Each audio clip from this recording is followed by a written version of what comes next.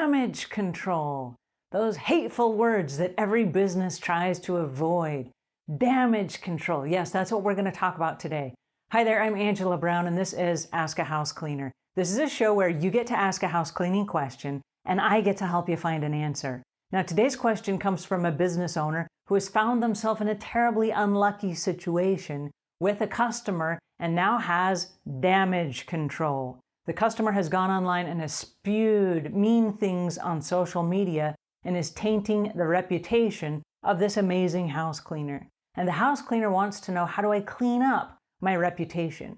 All right, well, that's an awesome question, and there are companies that will pay you big dollars in order to do what's called reputation management. They go in and they help you clean up your online profiles.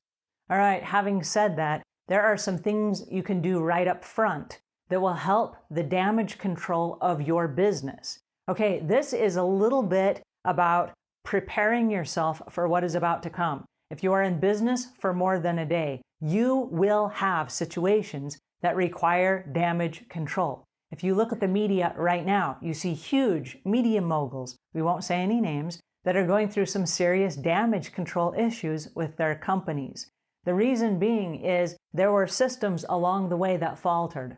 Instead of resolving those issues as they came up, they pushed it to the back burner and pretended like it did not exist. And we've seen the demise of major corporations and major players in major corporations for having lack of a damage control system.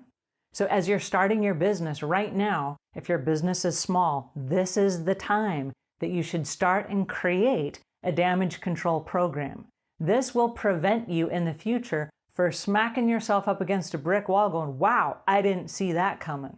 All right, so how do you do it? You start your damage control program, number one, by creating and setting expectations with your customer from day one. If you go to a customer's house, and this happens, and a customer says, oh, well, my last house cleaner cleaned my 6,000 square foot house in 4 hours.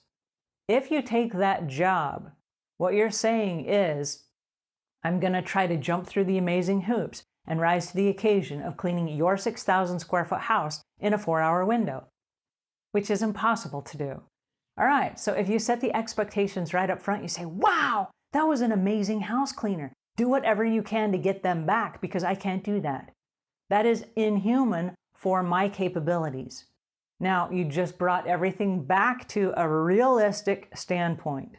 Okay, a 6,000 square foot house may be able to be cleaned in four hours if no one is using the house, but you still have a lot of stuff to dust. You still have floors, you still have vacuuming. It's going to be almost impossible. That's a lot of space. Knowing that, and you create the realistic expectations right up front, what that does is that allows you to have a conversation with the customer that then will prevent the damage control later on. Because if you take the job and you try to do it and you can't do it and you only get halfway through the house, now they're going to be ticked and say, well, my house cleaner didn't live up to my expectations. And they have every right to say that because you agreed to the job. So damage control rule number one, set realistic expectations that you are capable of completing. Sometimes we want the job so bad we overpromise. Don't do that. It doesn't serve anyone. All right, second of all, admit when you are wrong. Now, I'm not saying admit when you're not wrong, but admit when you are wrong. And you can always admit that there's a problem. So let's say that a customer calls and they're furious. Something malfunctioned while at their house, and they're upset with you and they expect you to fix it. You don't have to say, oh yes, my team is guilty of what you're accusing us. But you can say, I recognize that you have a problem. This is a real problem, and I'm here to help you get to the bottom of it. Because by accepting and admitting that there is a problem, even if it's not your problem, and even if you're not guilty, what you're doing is you're diffusing the situation. Too often we have house cleaners that get all high and mighty and, well, my team would never do that. Well, I trust this person with my life. They're not going to do that kind of thing. Doesn't matter. The customer is upset. They perceive a problem. So by accepting the problem and say, wow, we have a problem here. Let's get to the bottom of this. You completely diffuse it. So that's damage control tip number 2. Damage control tip number 3. If there is something you can do to resolve this problem, by all means do it. Sometimes someone will say, oh, something went missing, and it's $50. The $50, even if you didn't steal it, the $50 to fix that might be an easier fix than to go through all kinds of chaos and havoc with this client to get them back on track. Now, if this is a customer who has regular complaints and they do this on a regular basis, this is not the right customer for you.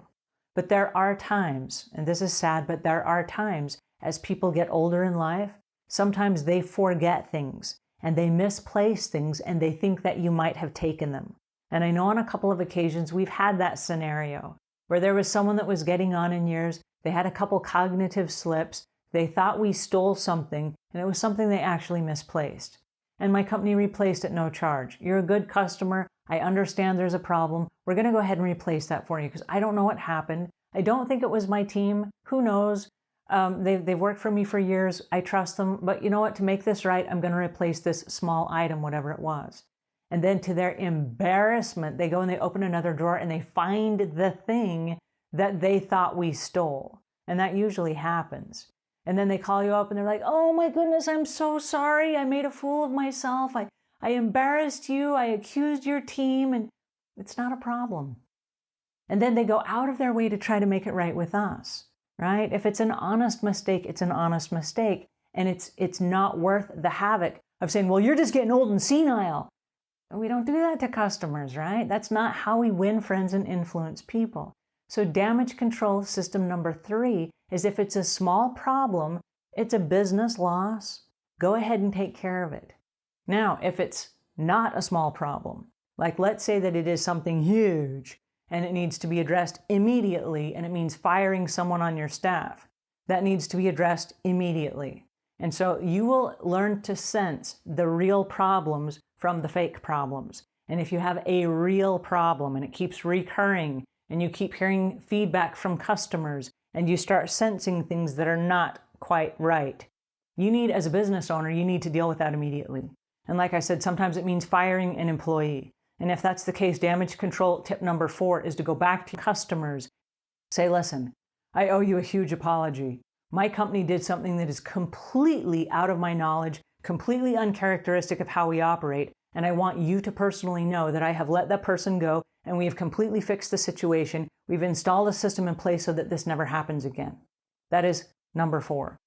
All right, and the last damage control tip number 5 is you need to have ongoing conversations with your customers because your customers are the people that create the damage. They are the ones that talk to the media. They are the ones that refer you to other people. They are the ones that post the ratings and reviews, and they are the ones that give you your paycheck. And so the tip number 5 for damage control is you need to have an ongoing, pleasant relationship with your customers. And if you've gone for months cleaning someone's house and you haven't seen the customer because they're not at home when you're there, damage control tip number 5 is to get back in touch with your customer. Just call them up on the phone one day, surprise them with a telephone call and say, hey, Jenny, this is Angela from house cleaning and I haven't talked to you in months. And I just wanted to make sure you did not fall off the edge of the earth. Are you still there? Yeah, I am. You guys keep coming to my house and cleaning. You're doing an amazing job. I just wanted to check in. Like I said, it's been forever since we talked. I just wonder, is everything still on track? Is there anything that we need to make adjustments on, or should we just continue as is? She might say, I have no complaints. Continue as is. And then you hang up the phone. Short conversation. It's sweet, but you reconnected. And guess what? Now she re-feels how she felt about you the moment she hired you. Wow, I just got a house cleaner who did a follow-up check. It's like when we're at the restaurant and the waiter comes back by and does a food quality check. Hey, how's everything? How does it taste? And we go, yeah, it tastes good. That's all it is. Just check back in with your customers. So that's tip number 5 for damage control. All right, that will get you started on a damage control program so that you don't end up in the media with all kinds of nasty stories coming out about your company. All right, that's my 2 cents for today. And until we meet again, leave the world a cleaner place than when you found it.